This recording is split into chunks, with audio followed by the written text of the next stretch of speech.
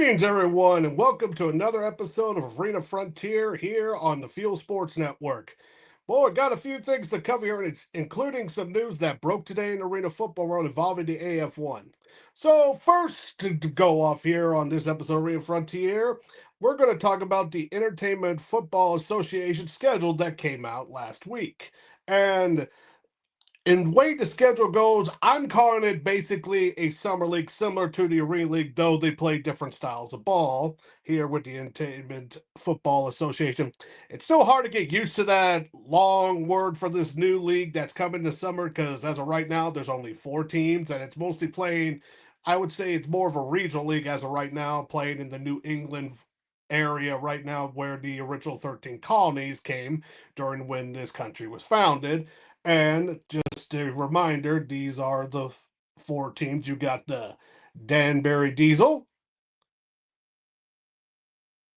Then you got the Heroes here, the New Jersey Ciphers. And then, of course, soon to have a logo and a team here in a couple of weeks.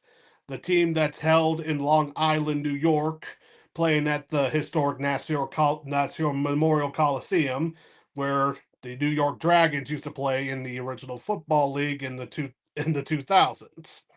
So here we go with the schedule here for the new league, and there we go. And just to have it here, it's kind of similar a league schedule style as the Arena League, though there's not all the games are like most of the games are at the same time, but not all of them. So right here, right now, of course, week 1, New Jersey at Fitchburg, and the first game's Friday, June 6th to June 7th weekend. So about basically a week after the Arena League here and going down. They only have about 9 weeks. And showing the schedule here, they have, unlike the Arena League, there's not a bye week at week 6. So that's actually not bad in my opinion. So 2 games each week. Besides week 1, it looks like week 1 and week 2, it looks like all the rest of the games are played on the same day. As we pro wrestling fan, I would probably say sometimes card is subject to change.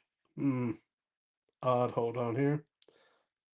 Uh-oh, looks like, there we go. For some reason it was stuck. So just to read it off here, New Jersey at Fitchburg, Long Island, Danbury. Week 2, New Jersey at Long Island. I'll just put it back on here. Hopefully it doesn't get stuck again. Week 3, Fitchburg at New Jersey. Danbury at Long Island. Week 4, Long Island at Fitchburg. New Jersey at Danbury. Week 5, Fitchburg at Danbury. Long Island at New Jersey. Week 6, bye for the whole league. Danbury at Fitchburg, Long Island, New Jersey. Danbury at Long Island, New Jersey, Fitchburg for week 8. And final regular season, Danbury, New Jersey, and Fitchburg at Long Island. And as I said last week, apparently there's going to be possibly week 9 or the first week of playoffs, there's going to be games played at a neutral site for a potential franchise location for the Entertainment Football Association. And of course, as I said here on previous episodes, their goal is by 2030 to have about 30 teams. I think that's a bit ambitious, but at least they're starting small right now with 4, because it's similar with the Arena League. They had 4 last year.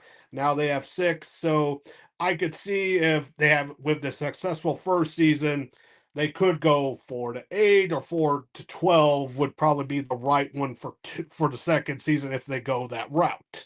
So grow, like, at least I like they're starting slow, and also travel time within these 4, because you got 1 in New York, 1 in New Jersey, 1 in Connecticut, and 1 in Massachusetts. So not that bad of a travel schedule, to be clear. So they're not going to have a lot of money to be spent travel-wise because they're mostly going to be taking the bus.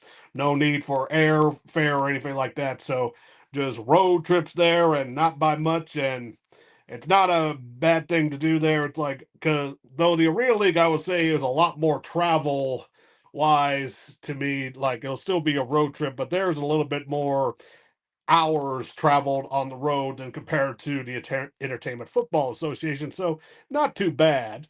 So now here, because like I said, now with the starting dates, because as I said before, because the Entertainment Football Association is basically a summer league for arena football, which ain't a bad idea.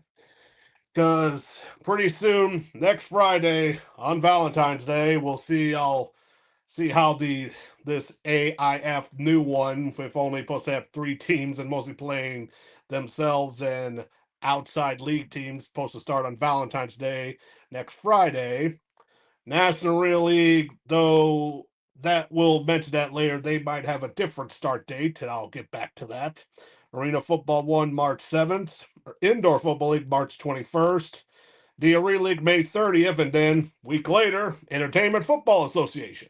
So, at least and for what it looks like, it's going to basically this season start in February and end about in August. So spring into the summer, almost into the fall setting for the 11-man outside football to begin for high school and college, and of course pro football play as well. So not too bad.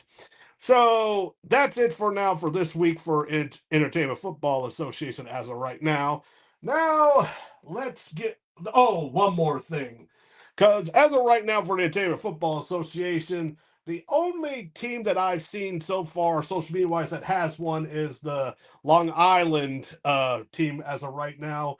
As I mentioned before, Peter Schwartz, who has a good history with Long Sports. He's a current radio broadcaster in that area of New York, and also was the play-by-play announcer for the New York Dragons in the Arena Football League days back when they had the team playing in the 2000s. And so far, they're the only ones that has like separate ones. When it comes to, they mostly do their stuff on Instagram.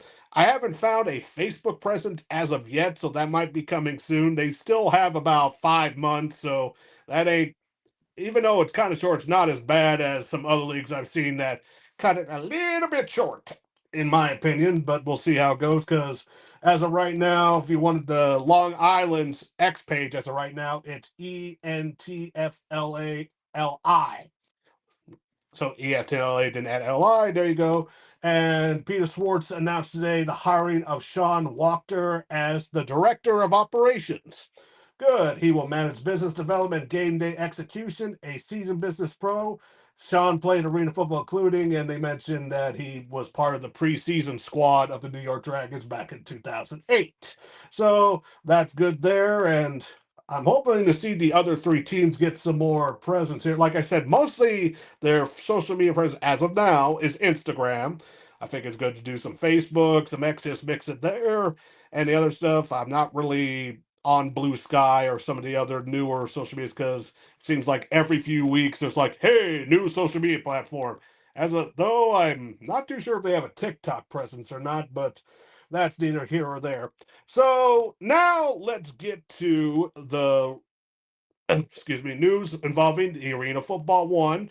As of right now, they're actually having their winter meetings right now, like making sure everything with their owners, executives get together and all that stuff and prepare for the season, which I like. And they are about basically near a month away from season play, in which they will actually have broadcasts on Sunday nights on Vice TV, which strangely, you would think that's hard to get to, but actually Vice is a pretty common channel for any type of cable, satellite, or streaming service. So it's a pretty good deal, and also pretty good thing to start with Sunday nights.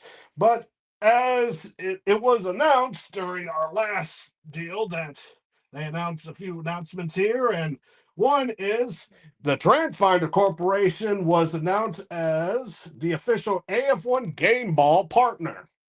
Arena Football 1 has named TransFinder and National Leader Logistics Software as the league's official game ball partner. Founded in 1988, 1 year younger than me, and headquartered in I apologize.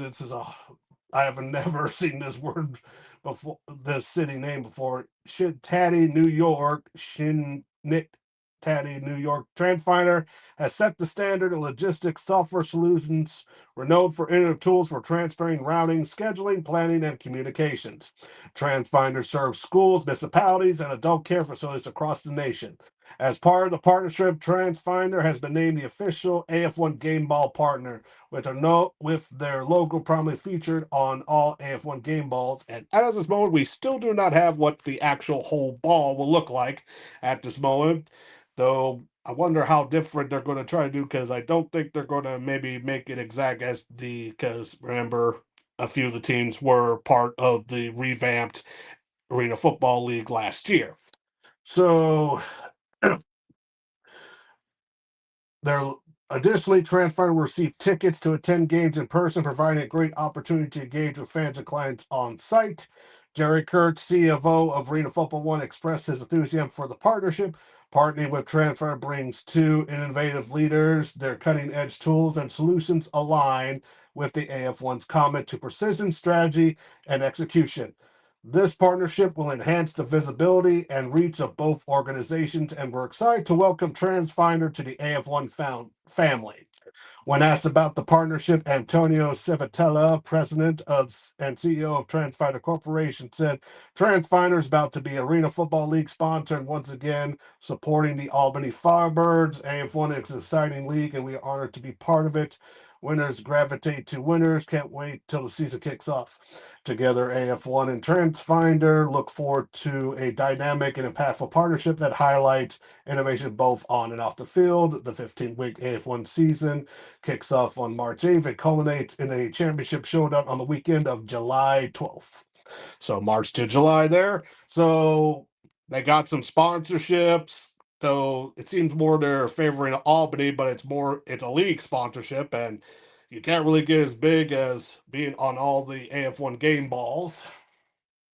Or I think it's part, so it's saying AF1 game ball, though it's Albany, so it's not saying it's strictly exclusive to the Albany Firebirds. Another thing for AF1, because starting on tomorrow on February 5th to the 7th is the AF1 Showcase held in Naples, Florida. The National Scouting Combine is a 2.5-day event that offers athletes exclusive opportunity to showcase their skills, agility, and proficiency to AF1 personnel. The National Scouting Combine is set apart from other testing events as we provide participants with a unique grade using our proprietary algorithm.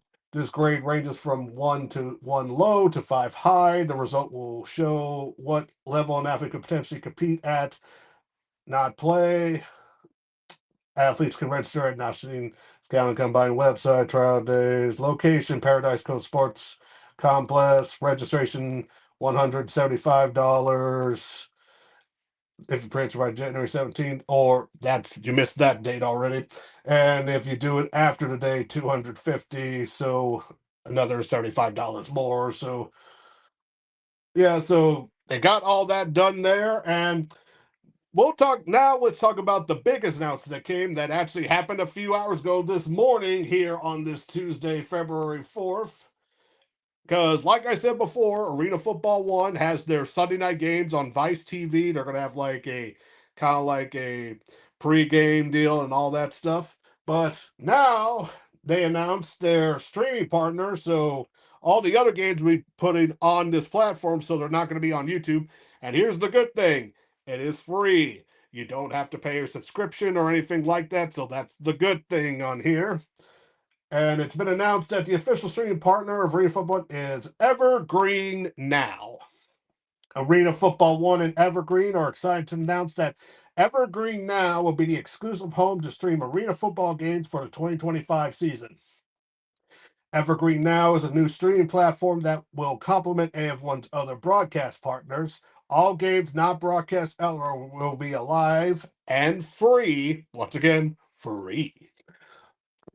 Excuse me. The partnership allows fans to watch games after initial broadcast off original AF1 programming, so probably have some interviews and stuff like that. So kind of good too as well. And offer a library of never seen arena football games, so they might have some like backup of past arena football games for each team's past. I'm not sure if they have the access to the Arena Football League library.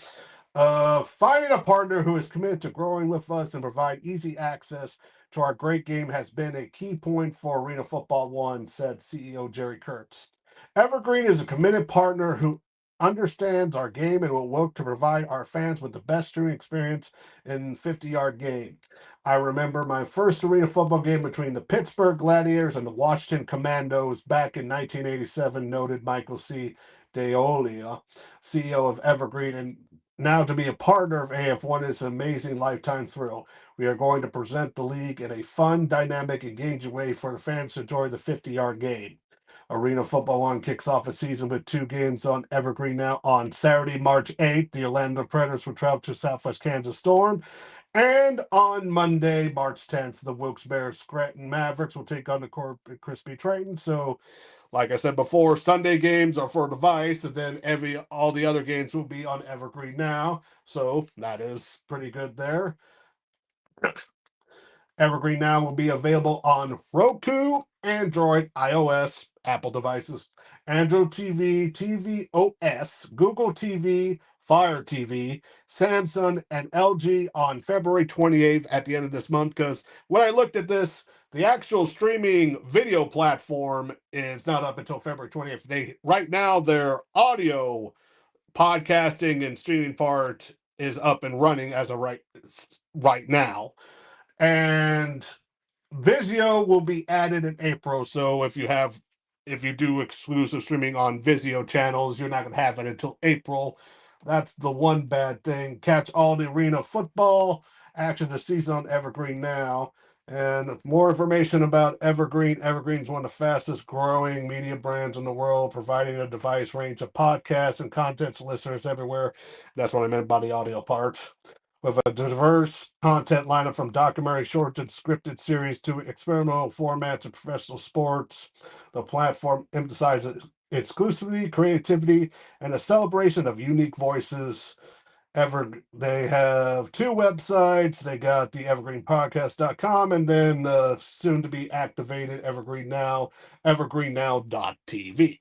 So they have their streaming partner, they got their game ball sponsor, so they probably might have some more announced here too. I'm pretty sure they could have more national sponsors. So it's good now to know their main game will be on Vice TV on Sunday nights. Then all the other games on Evergreen Now, whatever they're scheduled there, and then you'll be able to watch the game if you can't make it live because we got a lot of arena football coming on. Because February, like I said, AIF, NAL, AF1, then excuse me, then IFL, and then the Arena League and the Entertainment and Football Association coming to more beginning of summer. So it's actually looking pretty good now. Now before we go take a break here, I'm going to mark down some signings. And interesting enough, with the AF1, they actually announced some more stuff than usual, including releases, suspensions, and then another other league type deals. I'll explain that. Other league list is kind of like if they got signed to not another arena league but another football league. For example, a few probably did get signed by either the CFL or the UFL, and it does say on the print of the transactions that if they still keep the rights if though they do not stay on those teams. So okay here. So for the signings from last week's show to now, Corpus Christi wide receiver Andre Thomas Cobb Jr. Oregon signed Raquan Kent.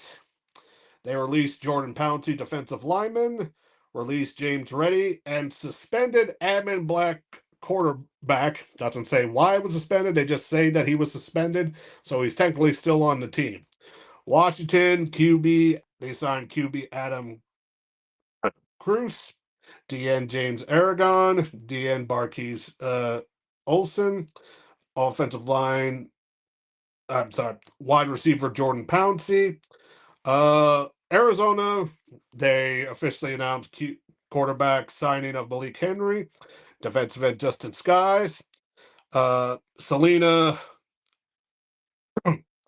Kyler Jarvis, and suspended offensive line Nasheen Jackson. Albany quarterback Robert McCorn Jr.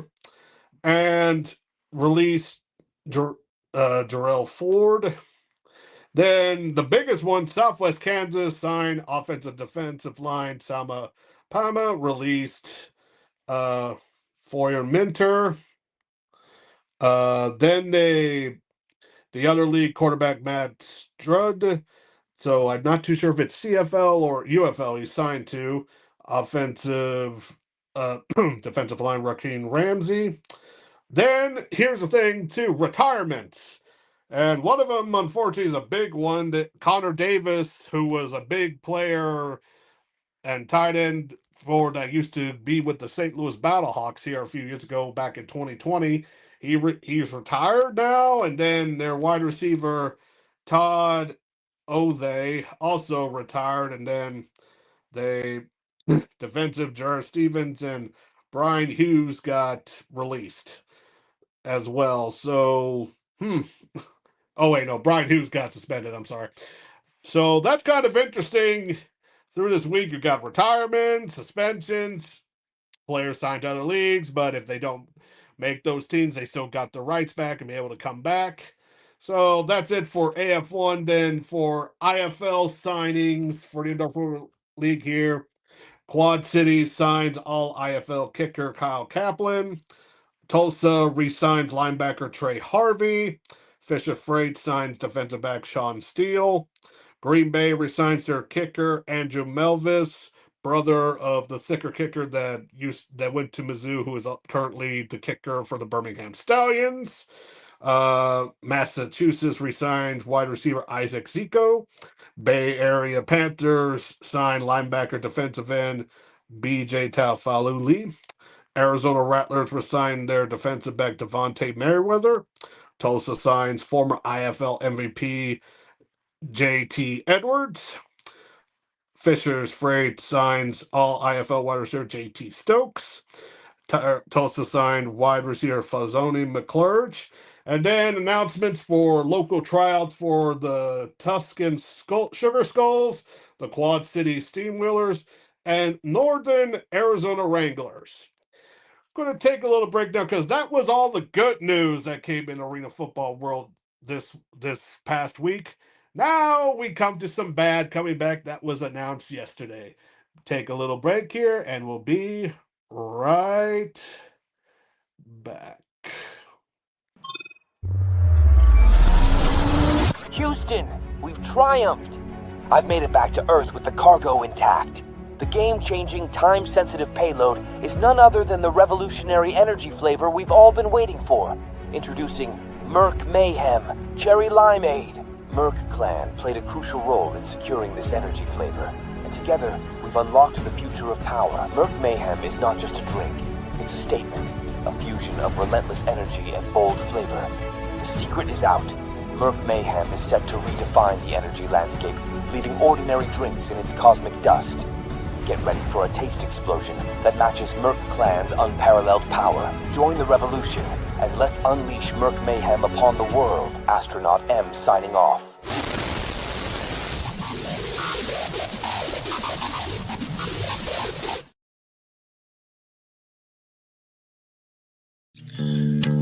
Same great taste.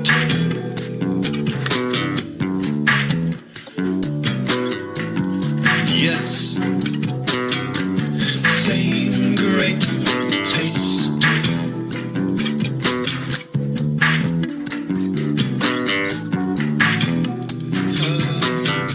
Same great taste.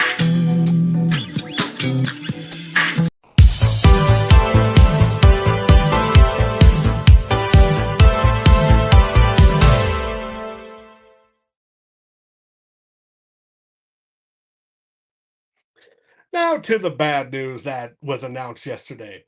Earlier, I mentioned about the National Arena League's time of play, as I mentioned for what it was before. Now we got some new rescheduling, which would be the second time they rescheduled. The first time that happened back in December. Early December, might I add. And yesterday it was announced that the National Arena League terminates the Amarella Dusters membership. And the press release goes as followed.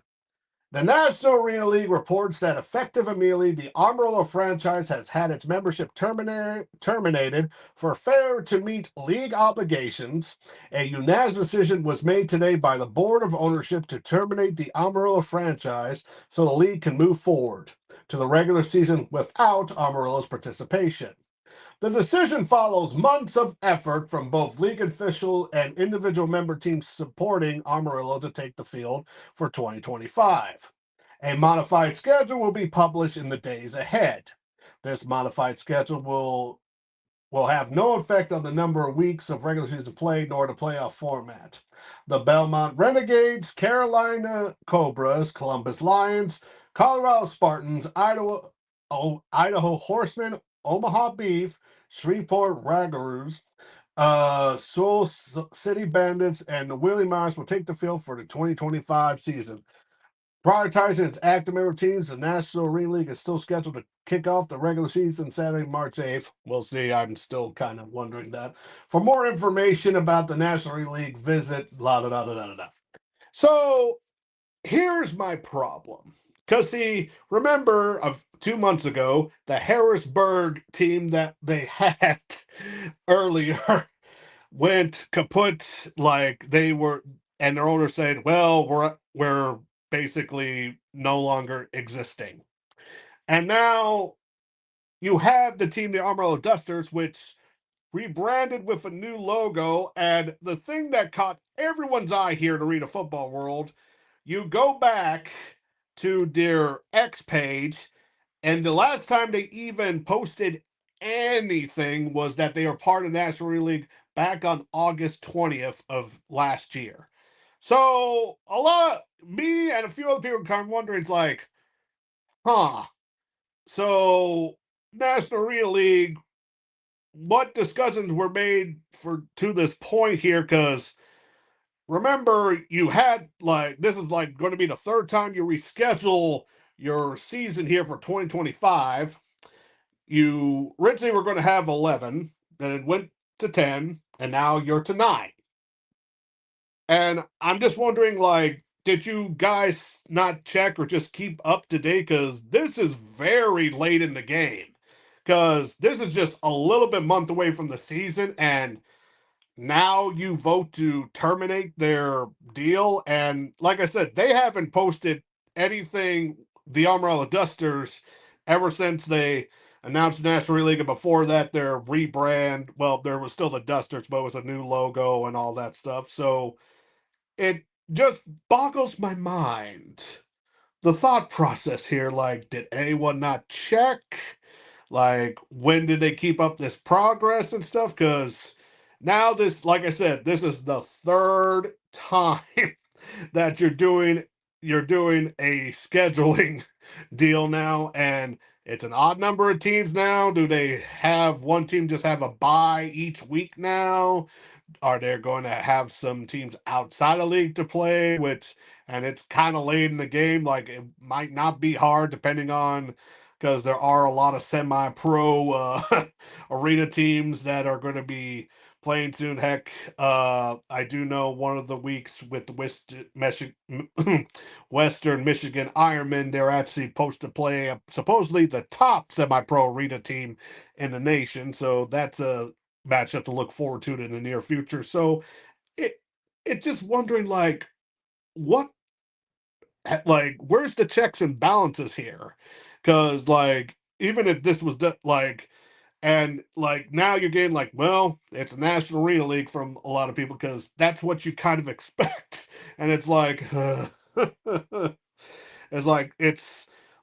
not towards the level of the denigration or terribleness of what happened last year in the football league. And boy, those were some crazy bad weeks that happened last year in 2024. And it's like, this is bad, but not even close to what's going on there. It just seems like you should expect this to be better. Like, knowing, like, if the ownerships of these teams are ready to go, and like, I believe, like, I can't remember, it was either Inside Arena or the Shady Sports Network that pointed out that they haven't tweeted in a while, and they haven't sold any merchandise, advertised any merchandise, advertised anything about ticket sales or anything. So it's like, come on. It's like heck, like I already mentioned before, like the newest one, and of course, even though they play in June, the new team for the NAL Football Association team in Long Island, like they have already their season tickets and stuff, and I couldn't find anything for this for the Amarillo Dusters. It's like, let's go. It's like, seriously. And it just continues to look bad for the National Arena League. Not as bad as I said before compared to the stuff with the Arena Football League. It's just that, like like I said, I like when it comes to arena football, like it's exciting to cover, but I also have mostly the chaos aspect of both on the field, and this of course the chaos aspect off the field. So now I just hope that there's not any more troubles, because like I said before, this is the third time their scheduling has to be retooled. Well, technically, you got the original schedule. The first time they retooled when Harrisburg went kaplunked, and then now with the vote to terminate the Amarillo Dusters, and so far there hasn't been any sort of like press release from the Amarillo Dusters themselves. So as of right now, I consider them to be another team in the football world lost to the wind, until unfortunately you just know that they might be trying to maybe come back of some sort, maybe with new ownership, but as of right now it just doesn't look like it. So we'll just have to see what's going on here. And like I said before, because when it comes, arena football technically starts next weekend, not this one, the weekend after the Super Bowl. And hopefully there's not much more trouble, though. I'm still trying to find the streaming information for the AIF teams if they are available. Though I think most likely West Michigan Ironman's going to have their game on their Facebook page, but we'll see.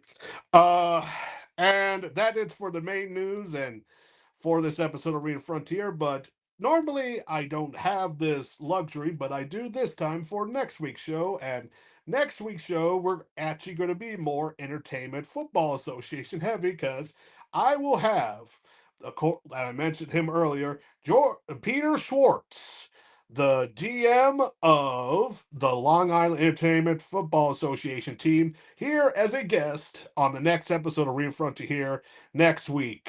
So be sure to join us there. It's going to be mostly about the Entertainment Football Association, and I'm also going to ask about his time because I do like the New York Dragons branding back in the 2000s, and he was the play-by-play announcer, and I'm sure he's going to answer and explain the stories about that. So I'm happy for next week's episode. So be sure to join me here on Fuel Sports Network for Arena Frontier. And coming up next on the Fuel Sports Network, be sure to join Battlehawk Live with hosts Jason the Spurge and also Amanda.